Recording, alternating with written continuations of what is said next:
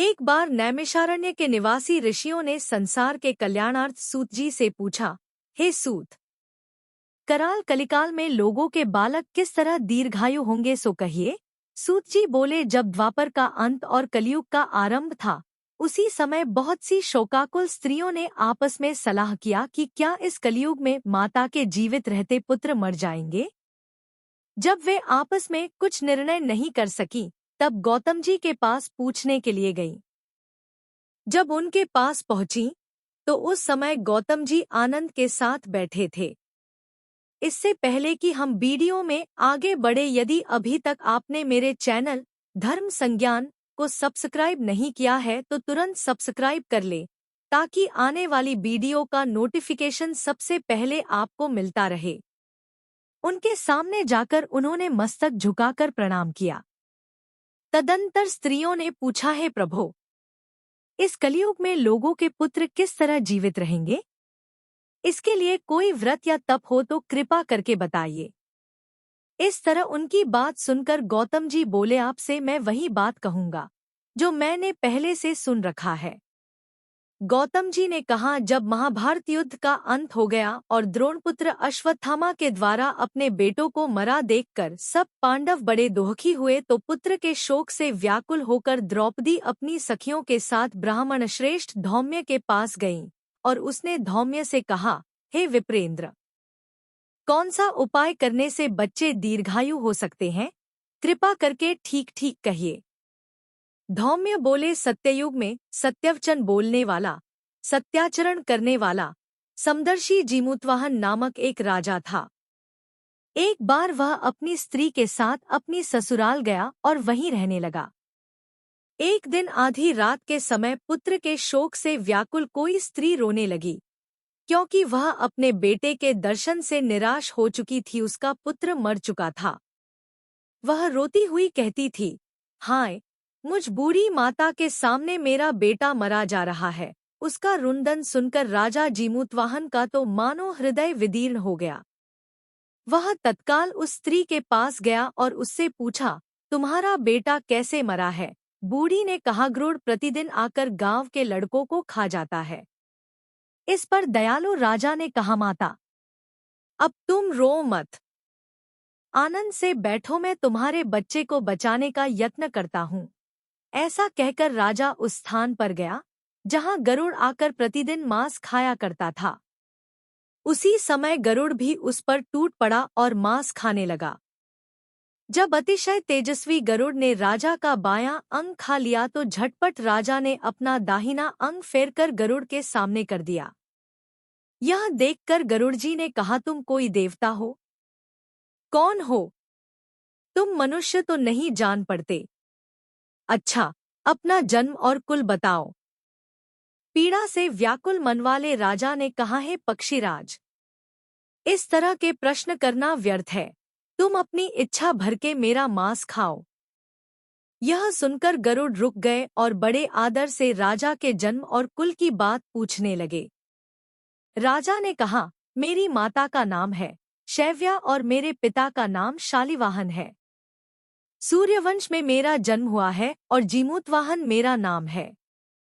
राजा की दयालुता देखकर गरुड़ ने कहा, है महाभाग, तुम्हारे मन में जो अभिलाषा हो वह वर मांगो। राजा ने कहा, हे पक्षीराज, यदि आप मुझे वर दे रहे हैं तो वर दीजिए कि आपने अब तक जिन प्राणियों को खाया है वे सब जीवित हो जाएं। हे स्वामिन, अब से आप यहाँ बालकों को न खाएं और कोई ऐसा उपाय करें कि जहाँ जो उत्पन्न हो वे लोग बहुत दिनों तक जीवित रहें। धौम्य ने कहा कि पक्षीराज गरुड़ राजा को वरदान देकर स्वयं अमृत लाने के लिए नागलोक चले गए।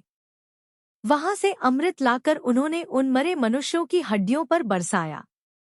ऐसा करने से सब लोग जीवित हो गए जिनको कि पहले गरुड़ ने खाया था। राजा के त्याग और गरुड़ की कृपा से वहां वालों का बहुत कष्ट दूर हो गया।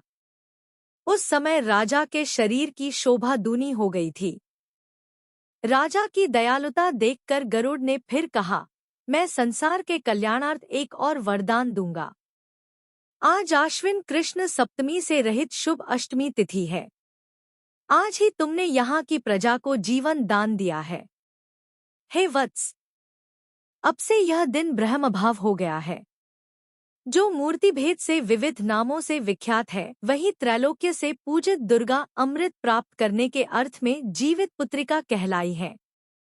सो इस तिथि को जो स्त्रियां उस जीवित पुत्रिका की और कुश की आकृति बनाकर तुम्हारी पूजा करेंगी तो दिनोंदिन उनका सौभाग्य बढ़ेगा और वंश की भी वृद्धि होती रहेगी। हे महाभाग, इस विषय में विचार करने की भी आवश्यकता नहीं है। हे राजन, सप्तमी से रहित और उद्यातिथि की अष्टमी को व्रत करें, यानी सप्तमी विद्ध अष्टमी जिस दिन हो उस दिन व्रत न कर शुद्ध अष्टमी को व्रत करें और नवमी में पारण करें। यदि इस पर ध्यान न दिया गया तो फल नष्ट हो ही जाएगा और सौभाग्य तो अवश्य नष्ट हो जाएगा। जीमूतवाहन को इस तरह का वरदान देकर गरुड़ वैकुंठ धाम को चले गए और राजा भी अपनी पत्नी के साथ अपने नगर को वापस चले आए। धौम्य द्रौपदी से कहते हैं, हे देवी, मैंने यह अतिशय दुर्लभ व्रत तुमको बताया है। इस व्रत को करने से बच्चे दीर्घायु होते हैं। हे देवी, तुम भी पूर्वोक्त विधि से यह व्रत और दुर्गाजी का पूजन करो तो तुम्हें अभिलाषित फल प्राप्त होगा। मुनिराज धौम्य की बात सुनकर द्रौपदी के हृदय में एक प्रकार का कौतूहल उत्पन्न हुआ और पूर्वासिनी स्त्रियों को बुलाकर उनके साथ यह उत्तम व्रत किया। गौतम ने कहा, यह व्रत और इसके प्रभाव को किसी एक चील ने सुन लिया और अपनी सखी सियारिन को बतलाया। इसके बाद पीपल वृक्ष की शाखा पर बैठकर उस चील ने और उस वृक्ष के खोंते में बैठकर सियारिन ने भी व्रत किया। फिर वही चील किसी उत्तम ब्राह्मण के मुंह से यह कथा सुन आई और पीपल के खोंते में बैठी हुई अपनी सखी को सुनाया। सियारिन ने आधी कथा सुनी थी कि उसे भूख लग गई और वह उसी समय शव से भरे हुए श्मशान में पहुंची। वहां उसने इच्छा भर मांस का भोजन किया और चील बिना कुछ खाए पिए रह गई और सबेरा हो गया। सबेरे वह गौशाले में गई और वहां गौ का दूध पिया। इस तरह नवमी को उसने पारण किया। कुछ दिनों बाद वे दोनों मर गईं और अयोध्या में किसी धनी व्यापारी के घर में पैदा हुई। संयोग से उन दोनों का जन्म एक ही घर में हुआ, जिसमें सियारिन ज्येष्ठ और चील छोटी हुई। वे दोनों सभी शुभ लक्षणों से युक्त थी। इसलिए बड़ी लड़की काशीराज के और छोटी उसके मंत्री के साथ गार्हपत्य अग्नि के सामने विधिपूर्वक ब्याही गई। पूर्वजन्म के कर्मफल से वह मृगनयनी रानी हुई। वह जिस किसी भी संतान को उत्पन्न करती वह मर जाती थी और पूर्वजन्म की बातों को स्मरण करने वाली मंत्री की पत्नी ने अष्टवसुओं के सदृश तेजस्वी 8 बेटे उत्पन्न किए और सभी जीवित रह गए।